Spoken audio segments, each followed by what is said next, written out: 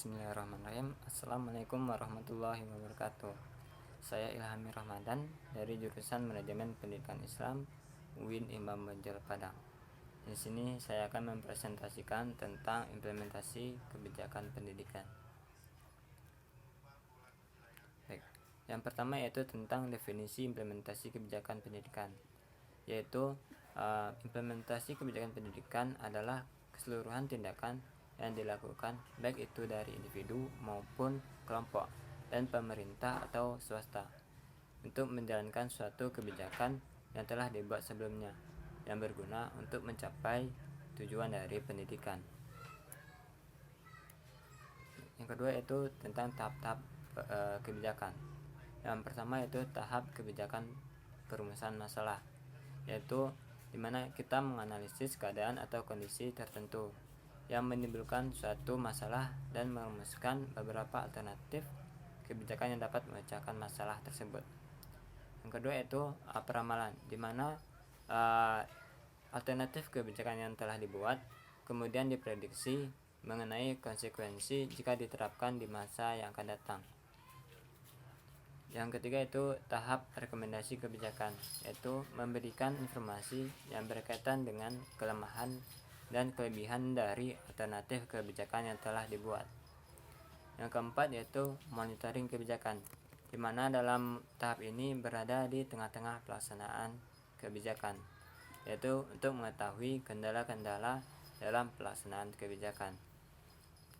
Yang selanjutnya itu tahap evaluasi kebijakan, yaitu tahap memberikan kegiatan mengenai penilaian terhadap kinerja dari kebijakan.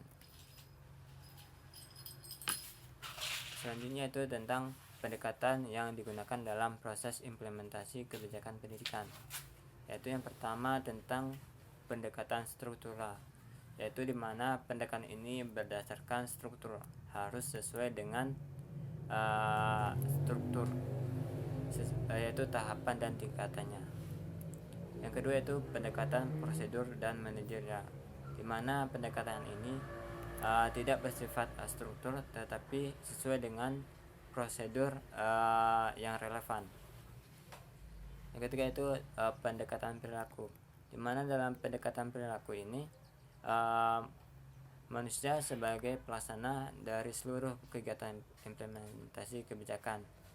Implementasi kebijakan pendidikan akan berjalan dengan baik bila perilaku manusia dan semua sifat-sifatnya juga dikategorikan baik. Yang keempat yaitu pendekatan politik, yaitu pendekatan ini menekankan pada faktor-faktor politik yang dimana yang berkuasa dalam melancarkan dan menghambat proses implementasi kebijakan pendidikan. Selanjutnya itu tentang aktor-aktor pelaksanaan kebijakan pendidikan, yaitu terdapat dua, yaitu aktor resmi dan aktor non-resmi. Aktor resmi yaitu diantaranya legislatif, eksekutif, instansi administratif, dan lembaga pendidikan. Sedangkan aktor non-resmi yaitu kelompok yang kepentingan, partai politik, dan warga negara individu.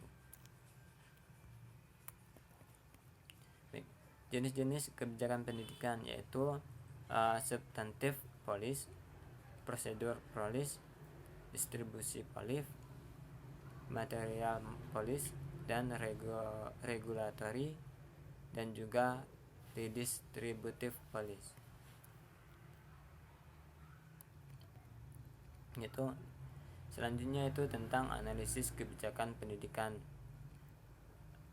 yaitu analisis kebijakan pendidikan adalah prosedur yang menghasilkan informasi pendidikan menggunakan data sebagai salah satu masukan bagi perumusan beberapa alternatif kebijakan dalam pengambilan keputusan yang bersifat politis dalam rangka memecahkan masalah pendidikan. Yang selanjutnya itu tentang analisis kebijakan.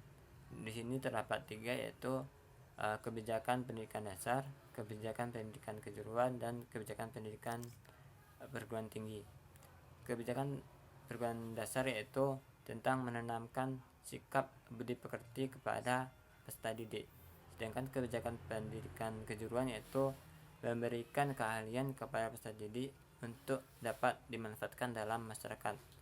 Sedangkan dalam kebijakan pendidikan perguruan tinggi yaitu sebagai bahwa warga negara melalui program-program diploma, sarjana, magister dan sebagainya, sehingga dapat meningkatkan mutu pendidikan dalam Indonesia. Baik, cukup sekian dari saya. Lebih dan kurangnya saya mohon maaf. Assalamualaikum warahmatullahi wabarakatuh.